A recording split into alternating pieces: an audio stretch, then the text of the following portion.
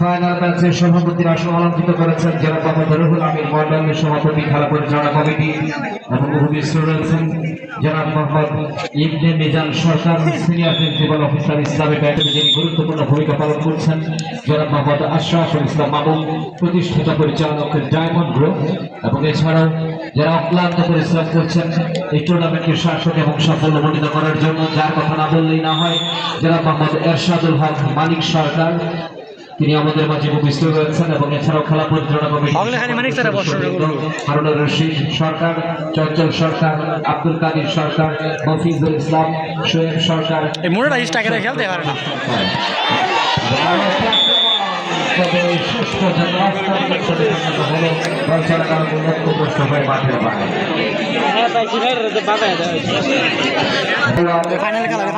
রাতুল এবং শাকিব ফাইনাল খেলা বল মাঠের বাইরে যেদিকে বল যায়, ভলেন্টিয়ার বৃন্দ যারা রয়েছেন তাদেরকে দ্রুততার সাথে বল নিয়ে আসার জন্য আহ্বান জানাচ্ছি।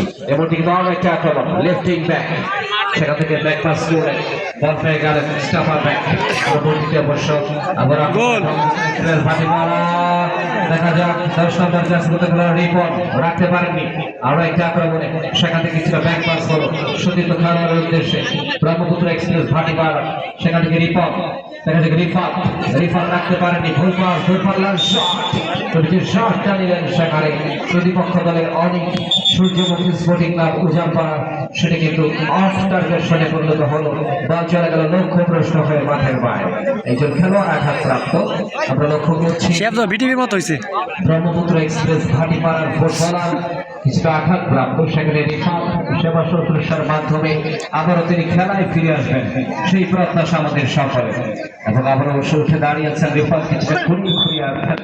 দ্বিতীয় খেলা চলছে ডায়মন্ড গ্রুপ কর্তৃক আয়োজিত 7ম আসর নির্বাক ফুটবল টুর্নামেন্ট 2025-এ। উভয় দল কিন্তু গোল করার জন্য মরিয়া, তবে এখনো পর্যন্ত গোল করতে পারেনি।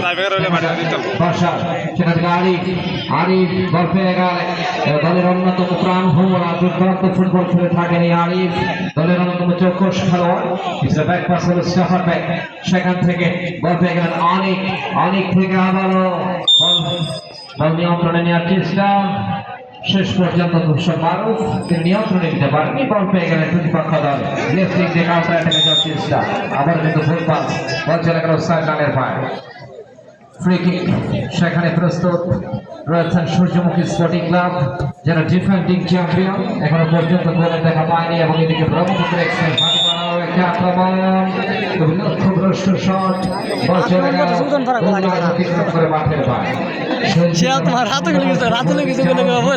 আক্রমণ উভয় দলের মধ্যকার টানটার উত্তেজনায় ভরপুর এবং নাটকীয়তা, এখনো পর্যন্ত কোনো দলই গোল পায়নি। আরিফ রাখতে পারেনি, সেখান থেকে counter attack, report right wing দিয়ে আক্রমণে ডিবক্সের ভেতরে ঢুকে পড়েছেন, শেষ পর্যন্ত চমৎকার ভাবে ক্লিয়ার করলেন। আবার আরিফ রাখতে পারলেন না, বল পেয়ে গেলেন রাইট উইং ব্যাক, সেখানে রয়েছেন জীবন 5 নম্বর জার্সি পড়তে খেলোয়াড়, কিন্তু রাখতে পারেনি, বল চলে গেল সাইড লাইনের বাইরে। আরো একটা আক্রমণ জীবনের গায়ে লেগে ডিফ্লেক্টেড হলো, বল চলে গেল সাইড লাইনের বাইরে। ফুটবল হচ্ছে দর্শকদের প্রাণের খেলা, ফুটবল হচ্ছে দর্শকদের হৃদয়ের খেলা, জমজমাট জম্বেশ প্রাণবদ্ধ ফুটবলের লড়াই ডায়মন্ড গ্রুপ কর্তৃক আয়োজিত 7ম আসর নির্বাক ফুটবল টুর্নামেন্ট। অনেক ধন্যবাদ।